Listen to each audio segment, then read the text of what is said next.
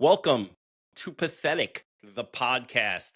We have a very fun show on tap for you tonight. Before we get started, I want to bring on my good friend, Mikey C. Mikey, how are you doing tonight? I am doing great. I have a new computer. I have new equipment. We have no issues. My internet is running at a million miles a minute. I am all kinds of jacked up for this show. Jeff, how are we doing? Kind of disappointed we didn't have a technical malfunction like we did last week because that created for some good comedy. But yeah, everything is good. Watching the Yankees as we speak. They're losing 2-0, but outside of that, everything is going great. Yep. Well, I got the Mets on also. They're up 1-0 on a Pete Alonso bomb. Before we even get into anything at all, I want to remind everybody to like and subscribe. When you watch this, if you like it, not only like it, but tell your friends.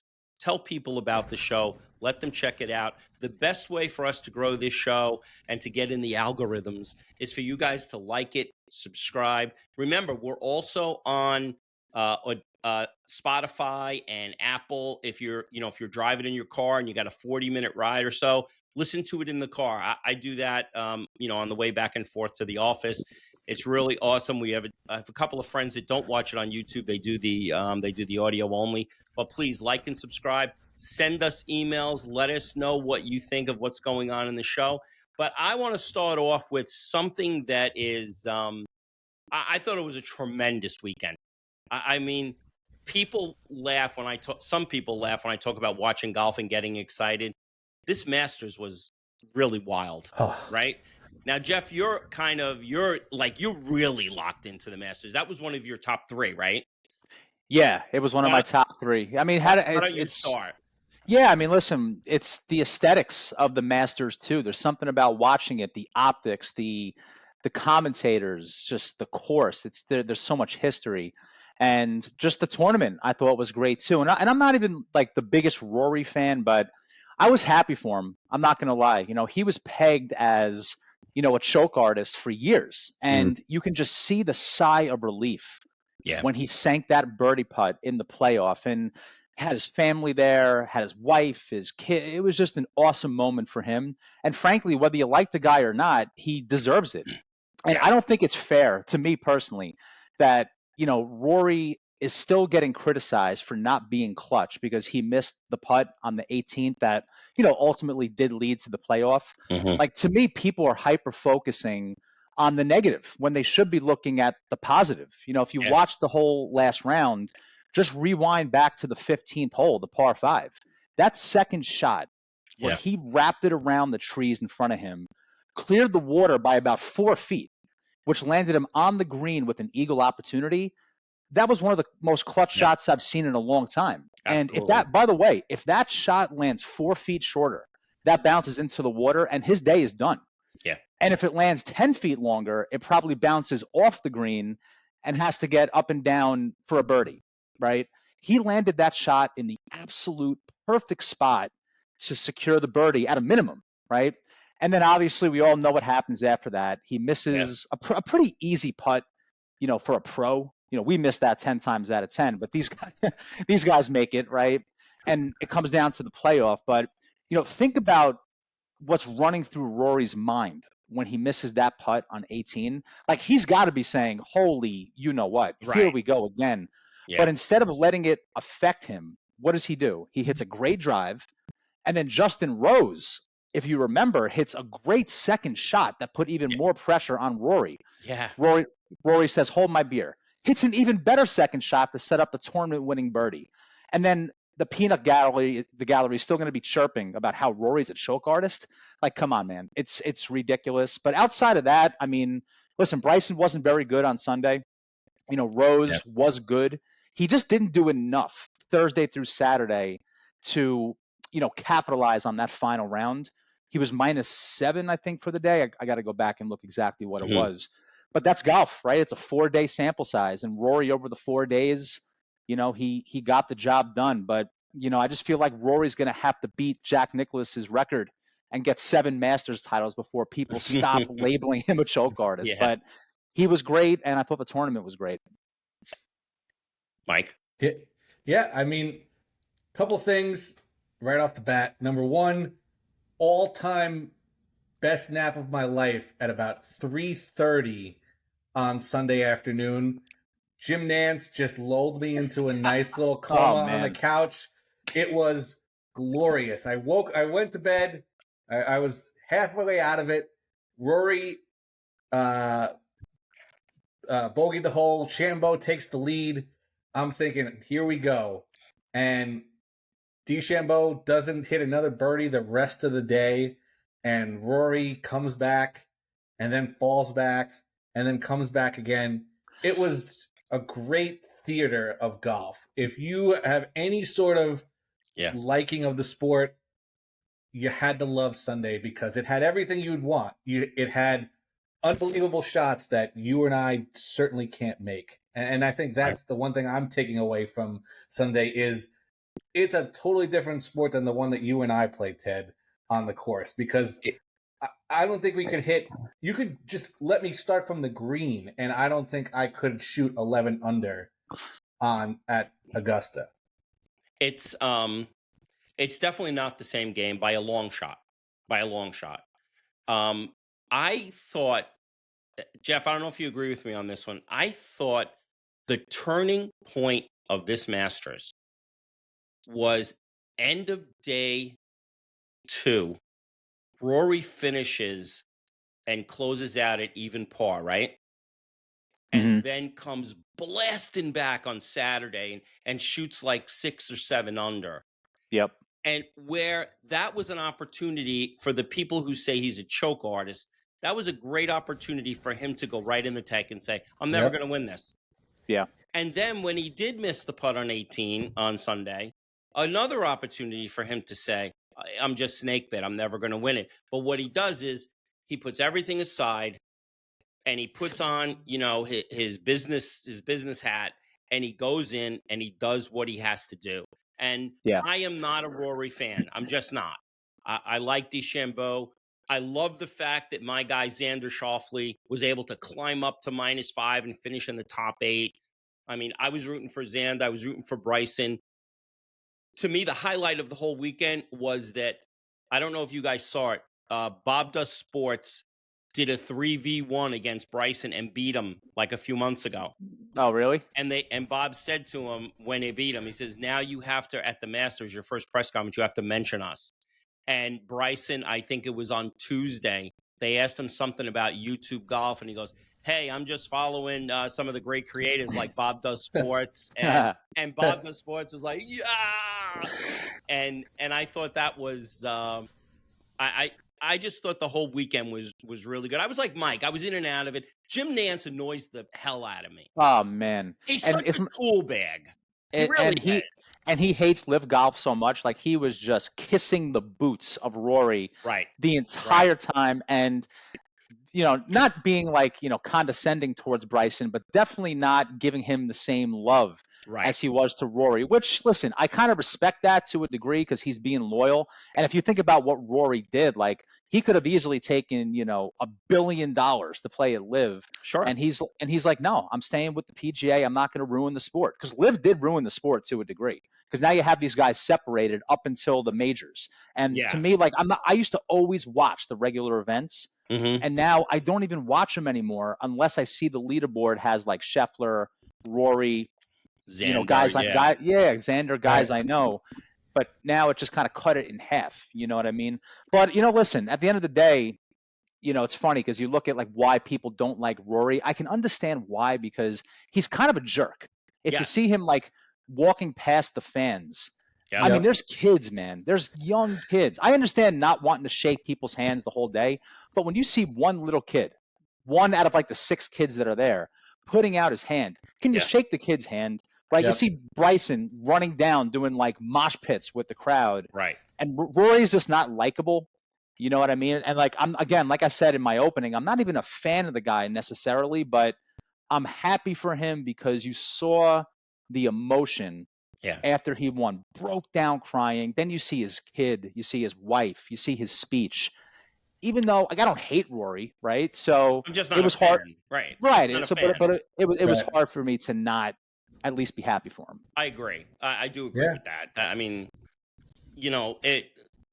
there's the only guy I probably would have been really annoyed if he won was the guy who just served for felony charges, whatever, Angel Cabrera or whatever his name was. Yeah. I mean, that would have been Yeah. that would have been crazy.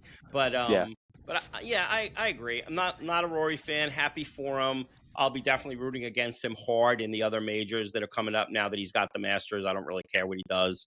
But that was pretty cool. It's just amazing how they hit the ball. Like, I mean, they hit a 7-iron, 215 yards. Yeah, it's insane. If I'm 215 yards out, I'm 3 shots away from being on the green. Yep, I know. Easily. You know? Did you ever go to an event? No, I haven't. I would love that. So I've gone to U.S. Open at Bethpage Black, probably 2009, I would say. Did you walk with them? So or I did you walked stay in one spot? I walked for part of the day. I followed Tiger around a little bit, and it was just such a crazy amount of people. We were just like, forget this. We're just going to go. And we sat at the grandstands are just first come, first serve there. So we got to go. We sat in between the second green and the third tee, was right next to each other. So you could see both. And we got there. It was the Sunday ticket, and it was rain the first couple of days. So we actually saw 2 full rounds of golf on Sunday. Oh, wow. Leaders went all the way through on Saturday, like the third round, and then they came all the way through again on the final round. And then the horn blew right as the leaders chipped onto the second green. So such a fun day. I love going to events. I mean, that's one of the great things. And I go in every single year. I have it set in my calendar for when I can do the lottery for the Masters tickets, because one day I will be there, and that will be my first pimento cheese sandwich will be at Augusta. I will not eat any one before then. Now wait, it's got to be at Augusta. I want to talk about that. For those of you who don't know, I'm going to throw out some food choices that they have at the Masters, and I want you guys to tell me how much you think it cost. Okay. I know the answers. I know to these as well. Yeah. Well, Mike, when it comes to food, I know you know the answers. You're like me. But also, Mike, you have a Dynamite computer now. Don't be pulling up extra screens to look these up. How much is the classic chicken sandwich? $2. I think it's $3.50. It's actually $3. Wow. Go. Breakfast is served until 10 a.m. Mike, if you got a Master's Blend fresh brewed coffee, what would that cost? I was going to say $1.50. Jeff? I was going to say that too, but I'll make it interesting. $1.75. $2. Okay. All right. What about a Master's Club sandwich? Sounds like the expensive item. I'm going to say $3.75. Mikey? I'm going to say $3.76. Well, Price is Right at Gary. He's $3. $3. Wow. Mike, this is specifically you. The pork barbecue sandwich. So this one I know it's $4 because I've looked this up because I have my list of what I would spend if I did go there, and one of the things is the barbecue pork sandwich and the pimento cheese sandwich. Are you sure? Because I am seeing $3. Oh, I've got it up on the board. Even better. $3. Mike, Jeff, you want a domestic beer? Anything, any domestic beer? What are you getting charged for that? $1.25. Mikey? I know it's a little bit more. I think it's $6. I think really? It was a beer. It is $6. What? Wow. Okay, the drinks are even more $6. expensive. Interesting. And I love a fresh brewed iced tea. I love it. How much am I paying for that? I'm going to say $1.50 for the fresh brewed iced tea. I'm going to say $1.75. $2. And if I'm bougie, last one, and I want a white wine, what do you think I'm paying for that? They're gonna upsell that, I think. I'm going to say around probably the domestic beer, $5.50. Mikey? I'm going to say $7 for the white wine. You might be right. All right, $6.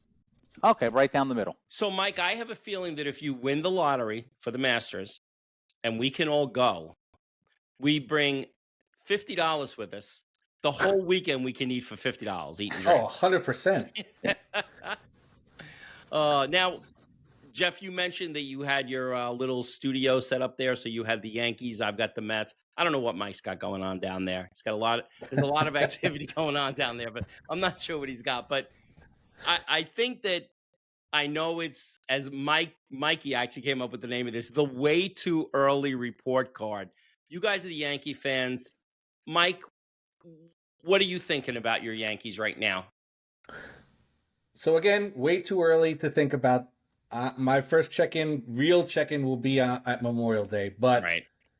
you gotta be really excited about the way this offense has performed. I think you went into the season hoping that they would be able to score some runs, and you've clearly seen that you have a couple of guys. You look at Ben Rice, you look at Jazz, you look at Bellinger, who's really come back to life over the last week or so. So you're really excited about the offense, but I think you definitely need to be a little bit concerned, other than Max Fried, about the starting pitching staff, because you really haven't been competitive in a lot of these games where you're going into the fourth inning down 4-5-0 because you're giving up all these home runs. You're scoring a lot of runs, but you're giving up a ton of home runs. Your bullpen has been shaky at times. I think Williams needs to talk to Mariano Rivera or talk to even Clay Holmes to learn about how to close in Yankee Stadium, because he clearly has a little bit of the yips, I think, still at this point. So, again, it's not Milwaukee. You got to really – every single game here is going to be a pressure game. So, but excited about the offense. I think there's time to look for starting pitching somewhere, maybe do a trade towards the trade deadline. You're going to get Heel back at some point as well, so that's almost like an acquisition in its own. But we're treading water right now. I think the schedule is going to ease up a little bit here. We played a couple of tough teams, but I think you're looking at right where you think you'd want to be if you were the Yankees to start the season. Yeah, I mean, you hit the nail on the head, Mike. Treading water is the phrase we've been saying really since the first episode, since we found out Cole got hurt, then we found out Heel got hurt. I didn't expect the Yankees to be, a dynamite team without those two guys, without Heel. Let's forget Cole for a second. I just wanted them to be in second, in first place, kind of bouncing back and forth until Heel and Schmidt come back. But, there's certain things that happen in the beginning of the season that you don't overreact about, right? Like a prime example was Judge last year in April. He was batting, like 150, 160, striking out left and right. But you knew he was going to finish the year either as the MVP or a bare minimum, a candidate to be the MVP. Yeah. The New York Mets, Juan Soto, right? He's not going to finish the year batting 150. Right. He may not hit 300, but the Mets are going to win a bunch of games because of Soto. But, Mike, just to kind of piggyback on your point, the Yankees have a problem right now that I don't think is an overreaction, and that's the pitching, right? Right now it's a serious issue. Rodon, who you guys know and the listeners know I'm like one of the few guys that really supports him, probably more than I should. I mean, he's off to a horrendous start, giving up 14 earned runs. Marcus Stroman, not much better, right? Giving up 12 earned runs through the season. Carrasco, who's like 55 years old, so I'm not expecting much of him. He was actually good yesterday, to be fair. But he's given up, I think 11 or 12 earned runs. But the bright side, Mike, like you said, it's Max Fried, who's been awesome, right? His ERA is hovering around 1.5, but they desperately need Luis Heel and Clark Schmidt to come back and at least match the energy that Fried has brought so far, even though he's not doing great tonight. But, listen, the Yankees as of Sunday, and I don't know if this changed after yesterday, they're leading the league in ERA right now, and not in a good way. Right? They have the highest ERA. And Stroman, look, he is who he is, but Rodon has electric stuff, right? So he can't have these mental meltdowns, whatever you want to call it, after something doesn't go his way. But I will say this, and Mike, I'm kind of just repeating you. I think we have the same, mindset here. The offense has been wildly better than I expected. They're feast or famine, right? But when they feast, right? Goldschmidt appears to really fit in New York perfectly, which I'm excited about. Aaron Judge, we know what he's going to do. Jazz hitting timely home runs, which is the big thing he's doing this year. Yeah. But the surprise to me is Ben Rice. Right, this guy, I'm telling you, he's the real deal. He's batting 300, very high on base percentage, and if I'm Boone, I'm leading him off, period, stop, every single game. Right, he seems to fit that role perfectly. And one thing that drives me nuts about Boone, and I'm sure you both can agree with this, with the Kermit the Frog voice, he tends to shuffle things around a little too much. I like to move things around, just like when I'm eating. I move the salt and pepper shakers all over. Yeah, I mean, listen, he's a classic example of paralysis by analysis. He's a tinkerer. Right? Tinkerer. And I don't mind him. I don't mind him doing that 5 through 9. But the Yankees lineup to me for the next at least 3 months should be Ben Rice, Aaron Judge, Paul Goldschmidt, Jazz, and I would go Volpe because I think Volpe's having a good year too. And then he can shuffle the deck the rest of the way. That's fine. But listen, as concerned as I am about the pitching, despite the struggles in the pitching department, I think when Clark Schmidt and Luis Gil come back, and as long as Fried keeps this up and Rodon has his handful of good games, they'll be fine. So I'm not the least bit concerned. Yeah, I'm not going to comment on the Yankee situation because, I mean, I have enough to worry about with my Mets. So, I mean, the Yankees have enough issues. Mets have enough issues. You guys hit the nail right on the head with everything for the Yankees, I think. Everything I agree. The only thing I disagree with is I worry a lot about Rodon. And Jeff, I know you're very high on him. You have been. I worry. But I'm worried. Yeah. Well, yeah. I'm always worried, but he's electric when he's good. Let's get the weather warmer there also. Yeah. Yeah, for sure. Yeah. Now, as far as the Mets are going, and by the way, as you were talking, Soto hit a bomb, and it's 2-2. Nice. But the thing with the Mets, I'm very, very encouraged by the pitching. Not only the starting pitching, but our relievers. I was hoping that Stearns would, and he did. He addressed the back end, and he did a great job. The only guy who's not pitching well, really, is Diaz. Edwin Diaz is just not really pitching well. Holmes is pitching well. Yeah. I mean, all of them are pitching well. David Peterson's pitching really well. Senga just had a tremendous outing. And as far as the hitting, when it gets warmer, I think it's going to be better. I'm not concerned. Today they put a report out that apparently Soto in an interview said that they pitch him differently because Judge isn't behind him. And all these people started flipping out like, oh, he's ripping into Alonso. No, he's not. He's not. He said the best hitter in baseball was hitting behind me. Who would ever dispute that Judge is not the best hitter in baseball? Pete Alonso would admit that. Right. Yeah. And then he even said, he says, if they keep avoiding me and they have to pitch to Pete, Pete's going to make them pay. Yeah. And that's what Pete's doing. So eventually they're going to have to start pitching to him as long as Pete stays this hot, which would be great.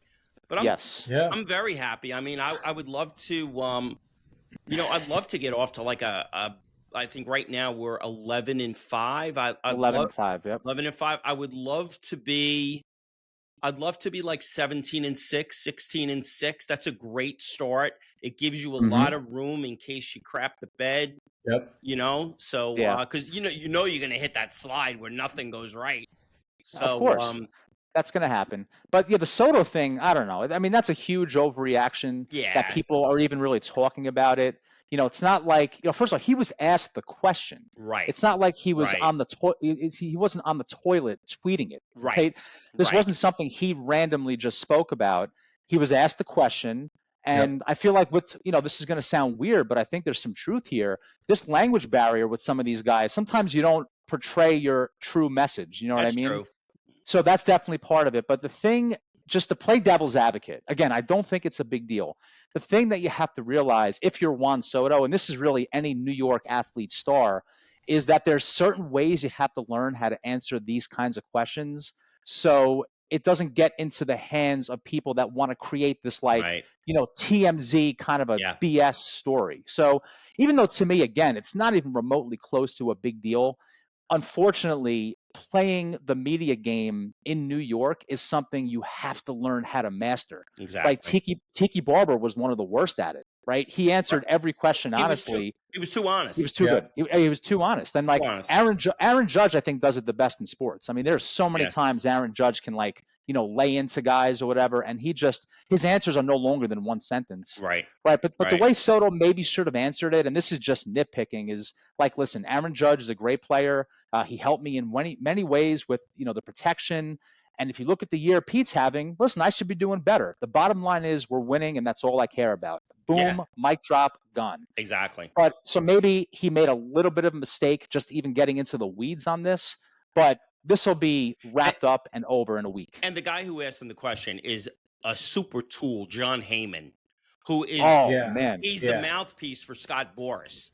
Oh, you mean the guy that screwed up the Aaron Judge thing with the Giants and called him Arson Judge? Yeah, prematurely? Arson Judge. Yeah, that guy. Exactly. Please, come on, get out of here.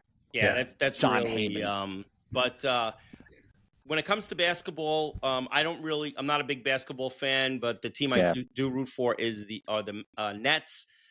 You guys are Knicks fans. You have the playoffs coming up. Mikey, what do you think about that? I'm excited for this first round. I think the real challenge for the Knicks is going to be in round 2 because you're going to have to play Boston in the second round in all likelihood, which if you look at the way they played all season, they've really gotten fat on all of the lesser teams around the league. And when they play the Cavs, when they play the Celtics, when they play Oklahoma City, they've really shown that they're not in that same tier as the other teams. But what I will say is this team knows how to play in the playoffs now. I think you're going to get a Madison Square Garden that's going to be raucous when it comes to that second round series against the Celtics. That game 3 is going to be like a late mid-90s Bulls Knicks kind of crowd in that arena.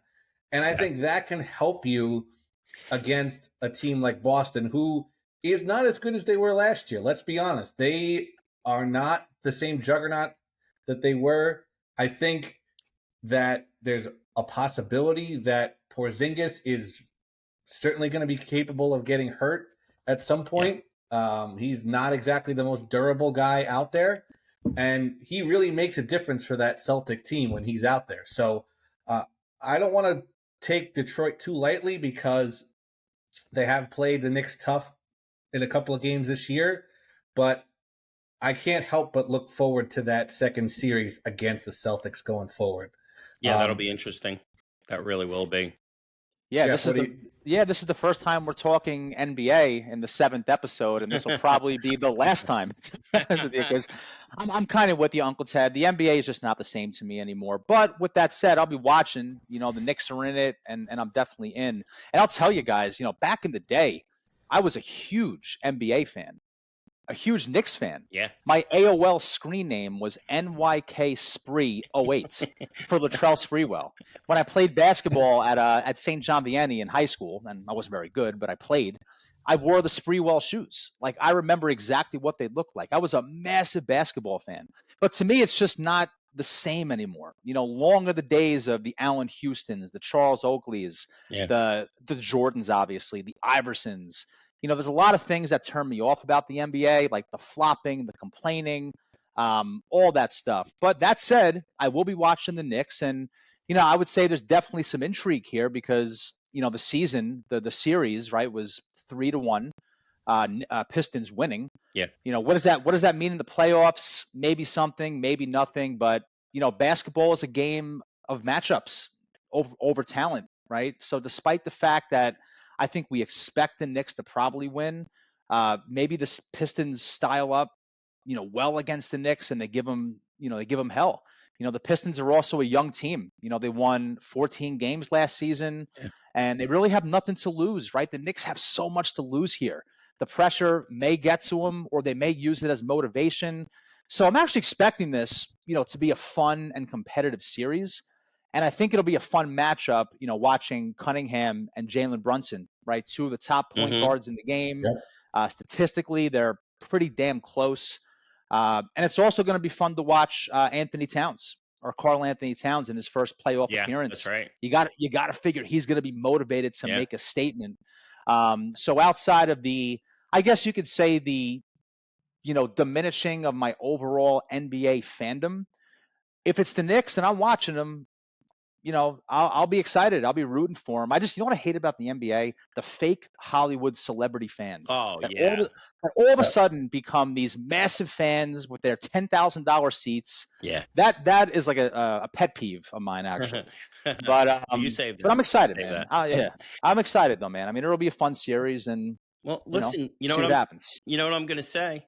Go New York, go New York, go New York. Oh yeah. I'm actually not a Knicks fan. My prediction is that Detroit bounces them, and I will be very happy. I started hating the Knicks during the John Starks days when John Starks intentionally hurt Kenny Anderson when he was on the Nets, and they were aptly called by the late great Bernard McGurk carjackers in shorts. And I have not liked the Knicks since. and I just think to me, especially right now, today, it's a very arrogant fan base for a team that's won nothing. They're very arrogant. They're Mike, you said you're not looking past Detroit. I believe you. Many people are not even thinking about Detroit. They're already thinking about division finals. And that's a long way off. That's a long way off. I want to get into some of our picks, some of your guys' picks that were coming up. Jeff, do you have picks tonight for the UFC? No, there's tonight, no. Right? The UFC is Easter this Sunday. Oh yeah, it's Easter weekend. Yeah, it is. Yes. So the UFC usually they schedule all their events throughout for the whole year on like January 1st. Yeah, and they always pick their off weekends on like Easter. If Christmas falls on a weekend or whatever, or Super Bowl Sunday, right? So yeah, there's no UFC event this week. Okay, so we're off. So I'm going to get to Mikey. Before I do that, I want to mention to everyone and remind everybody that our picks segment and our recap segment is brought to you by jjcomedy.com, the comedy shop. If you're looking to raise money for any kind of an association, a group, a church, anything at all, a vacation club, anything, call James, go to jjcomedy.com, reach out to him. Listen, how many years we shook cans out in front of an A&P or a ShopRite to raise money for Little League, and we froze our buns off when you could do a comedy night fundraiser and make a heck of a lot more money, and it's a lot more fun. James also has some great shows coming up. He's located, he just had a great show. April 12th was in Pompton Plains, but he's got Dreamers, which is in Moncks Corner, South Carolina, April 14th. Paisanos in Rutherford. What a great venue that is. This is a 12-year anniversary show, and you better get your tickets now because it's April 24th. It's the legend, Rich Voss. Dreamers is also having a show on April 28th with Alan Fuchs. Well Crafted, which is a brewery, Mike, not too far from you in Lansdale, PA. May 1st, Chip Cantry. And my favorite spot of all the ones he books, the Wonders Theater in Myrtle Beach, May 11th. Shelley Belly, Michelle Ryder. She's very funny. If you're down in that Myrtle Beach area, definitely check it out. jjcomedy.com, and that will cover all your comedy needs. And speaking of comedy, we're going to go to Mike for his, we're going to do a little quick recap and then his picks. Mike, take it away. Well, Mike, before you go, we got to talk about my results from last week. We didn't get to that yet. We didn't get the parlay. Yes, right, we didn't get to that. Over. Oh, this is like a self-deprecating thing. I should have just let this pass, but we'll talk about it. So, obviously, no UFC this weekend. My four-legged parlay, I won all the fights except for the main event. So I'm having a good year when it comes to picks, but it's driving me nuts because the times I lose, it's one damn fight. And it's always the last one. I'd rather lose on the first one and be like, all right, we're done here. But yeah, so we've won every one except the last one. And Jeff, who's a fan of the show, who uses my picks, I woke up the next morning with a whole slew of curses, yelling at me. He's like, you know, it's funny. He said, "I hope your Masters gets rained out." That's what he texted me. That's great. That's it. But yeah, we lost, but we'll get it next week. Mike, doesn't that remind you of when Mike and I used to work together? And on a Friday, we would always bring up the teasers, and we would tease the line, and we would find like 5 or 6 games to tease. And at the end of our picks, and we would put the bet in, we would always look at each other and go, how could we possibly There's lose? no way this this one? can lose. No You can't lose this thing. Yeah. And we would always fall one game short. And and it was usually the Jets who screwed us over. But man, it's so funny. I'm reading the text from him. He goes, and this is at 6:30 in the morning. I guess he found out. He goes, nothing worse than waking up to a loss. I hope your Masters Sunday blows, and that it rains and they cancel the tournament. So Jeff, he was not happy. Jeff, I know. Jeff, here's what you need to do, Jeff. When Jeff gives you the picks, bet the parlay. Right, bet the leg, but then bet each one separate a little heavier so you cover them all. Because if you're going to win 4 out of 5, even if you lose the parlay, you're going to be okay. Okay, yeah. So just do that. I don't want you ripping on my goldfish boy. Around. Exactly, cheddar goldfish for everyone. So yes. Now, Mikey, where are we at with you, buddy? This has been a rough 6 weeks or so. What are we doing? This is something, I'll tell you. So we started off great on our 2 picks. We had the Kolkata Knight Riders did win their game on Friday. They did win by 8 wickets over whoever they were playing. I forget the name of the team. So we were riding high there. And then the Punjab Kings on the 12th lost by 8 wickets, so we did not get a 2-fer. So we split them 1-1.